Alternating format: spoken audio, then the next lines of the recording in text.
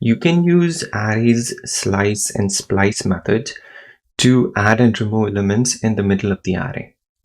Let's say if I want to extract these two items from the middle of the array in the names array, then I can use arrays slice method for that. First, let's create a variable in which I can store these two elements. And then if I want to remove these two elements, then I can use names slice method for that. If I hover over that method, then it takes the start number and the end number. So it wants where do you want to start extracting and where do you want to end extracting. So I want to start extracting at 2 because Fahad is located at 2, and then I want to keep on extracting until the index is 4. Sherlock is at 4. It won't include Sherlock in the extracted array, but it will go on until the 4th index. So I'm going to put 4 here, and then let's try to print results in the console log. If I refresh the page, click on submit, it's going to print Fahad and Monica because it extracted these two items in results.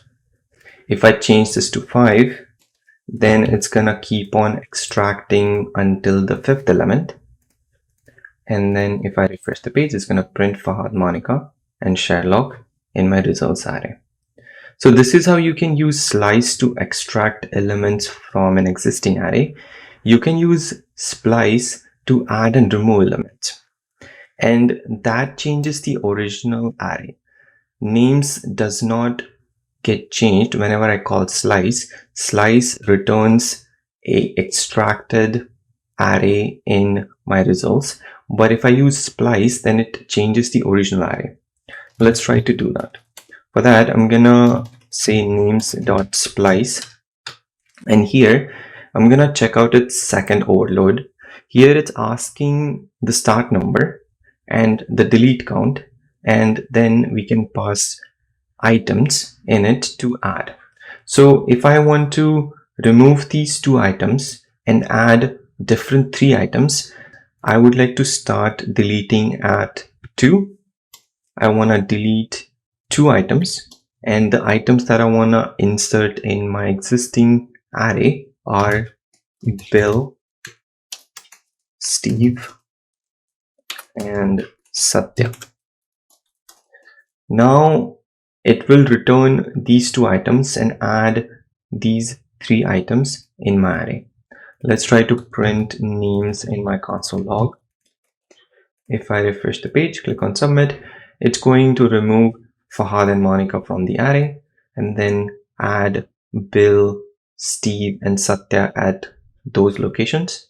And then at the end, it prints Sherlock because we are not deleting Sherlock from the array. If I want to delete Sherlock from the array, I can increase the delete count here and then refresh the page, click on submit. It's going to print John, Jane, Bill, Steve, and Satya as my original array now. So this is how you can use slice and splice methods to add and remove elements in the middle of the array. In the next section, I'm going to talk about some of the functions that array has, which takes another functions as parameters.